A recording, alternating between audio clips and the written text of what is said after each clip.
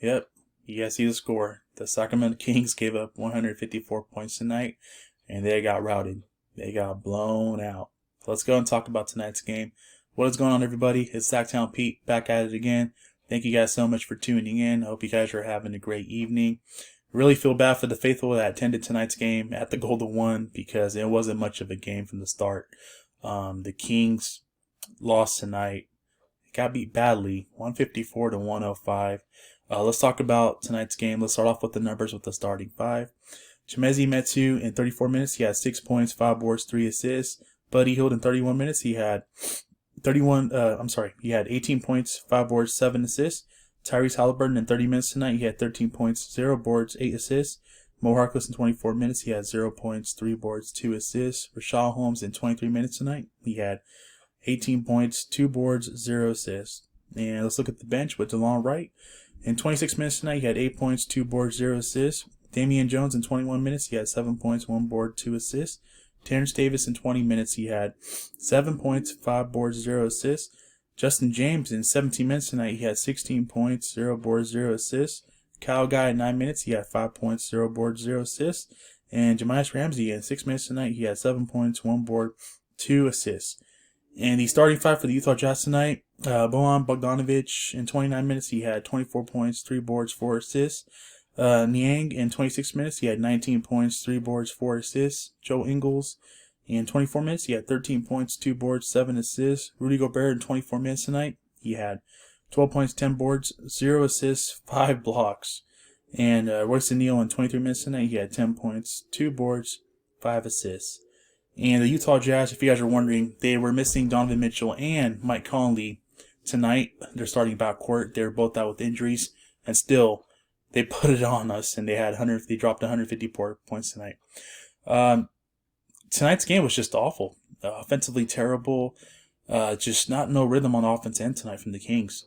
The starting five were mediocre, other than Tyrese and Buddy and Rashad Holmes. They had to work for their points, by the way. I mean, Tyrese offensively struggled, but he still managed to get his 13 points and 8 assists. Even Buddy Hield.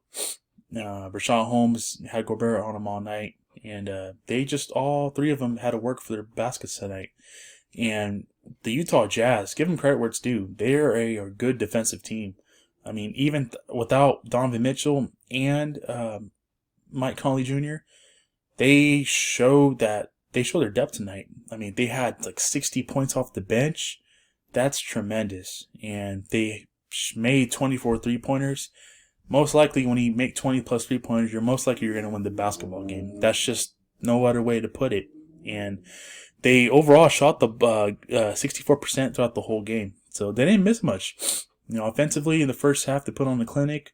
And even in the second half, they just picked up where they left off from. And that was a rare to see that this season, and this is probably the worst Sacramento Kings loss of the season. Anytime you give up 154 points and you only score 105, that's pretty bad. And what made it worse was that the Kings offensively weren't there tonight. They had to work on offensive end, but it made it worse because they didn't play any defense. And the Jazz just were on a clinic, man. They came out firing on all cylinders, and they didn't stop. They didn't have any letdowns. Even when the Kings tried to make a run, the Jazz had an answer every single time.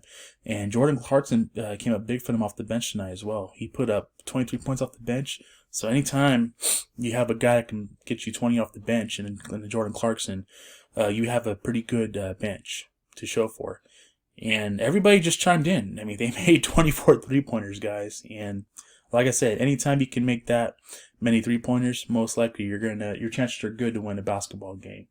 And with that being said, I do want to talk about some headlines that were made earlier today in the morning, about the Sacramento Kings. GM Monte McNair came out and he has addressed the signings of Metu and Jones and Metu. He's made it official today. Metu and Jones, starting off with him, there was rumors that they were going to get a deal done, and they got it done to keep him beyond for the rest of the season.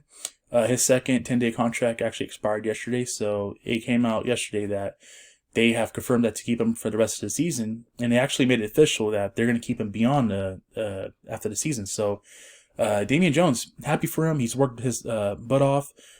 He's provided instant, energy, rebounding and blocking shots. He's deserved it, and I'm glad he deserved it because he's still relatively young, and this is a team that he can definitely fit in nicely moving forward. And I was hoping that we'd keep him for the rest of the season, and we will. We will keep him for the rest of the season, and we'll have him for next season as well. So he agreed to a multi-year deal contract with the Kings, and same with Chimezie Metu. Metu has worked hard ever since Bagley's been hurt, got out with the injury. He's came in and he's helped the bench tremendously, and he's developed his game offensively as well. And I'm happy for Metu. Definitely a bright spot off the bench. Definitely worth the earning that he deserves. And even with him, his contract's a multi-year deal.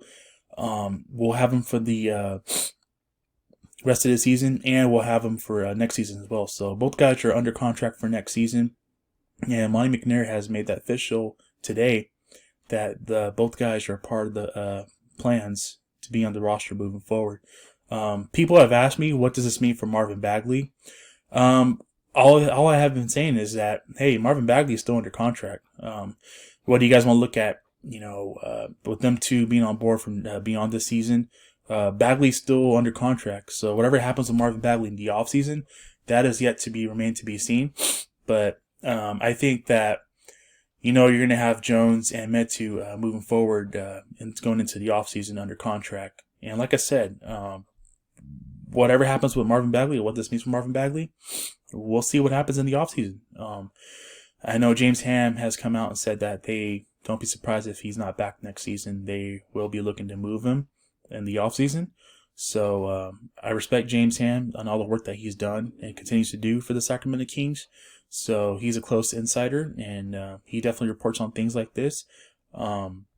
Maybe he could be right. Maybe this might be the plan to is bring Metu, Jones, and we'll see what happens with Rashawn Holmes because he is a free agent. And with Bagley, you're under contract with him. So maybe this might be a plan where, like, hey, we go into these bigs in the offseason and we'll look at the drawing boards and we'll see what happens with Rashawn Holmes with his pending free agency. We'll see what happens with Marvin Bagley. You guys know me. I'm a big Bagley fan. I don't think this would, he's still under contract, so I don't know if the plans are to really move him in the offseason and see what we can get for him, or, give him a shot, bring him back since he's still under contract, and go from there. Let's see where it goes from there. So I think these two moves definitely solidifies our depth chart off the bench. I mean, they're bench guys, so I think anything, if we have added, making sure that we have the added depth off the bench moving forward with the bigs, and rotations are going to be interesting to see because it's not a guarantee if Rashawn Holmes is going to be back.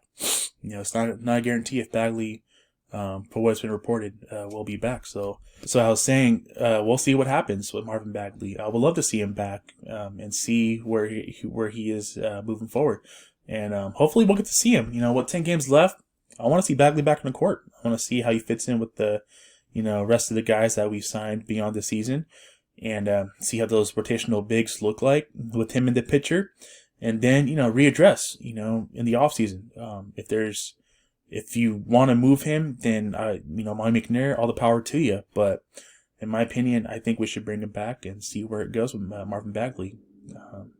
So with that being said, our next game is on Friday night against the Los Angeles Lakers. We have a road trip coming up. So it starts off Friday night in LA against the Los Angeles Lakers. We'll see how that turns out to be.